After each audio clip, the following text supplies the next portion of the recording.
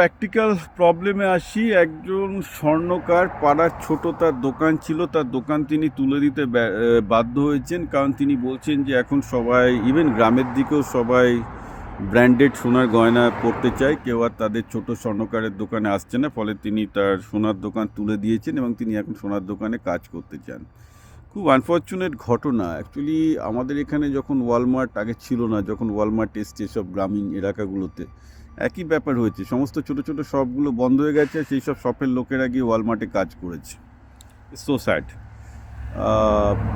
এই ঘটনাটা আমেরিকাতে আমি দেখতে খুব বেশি অভ্যস্ত, যে ছোট ছোট দোকানগুলো বন্ধ হয়ে যাচ্ছে, সেই সব দোকানের কর্মচারীগুলো যে বড় দোকানের জন্য, যে বড় কর্পোরেট দোকানের জন্য বন্ধ হচ্ছে, সেখানে গিয়ে চাকরি নিতে বাধ্য হচ্ছে, এবং মানে যে স্বাধীন একটা লোক ছিল সে গিয়ে একটা কর্মচারী হয়ে যাচ্ছে।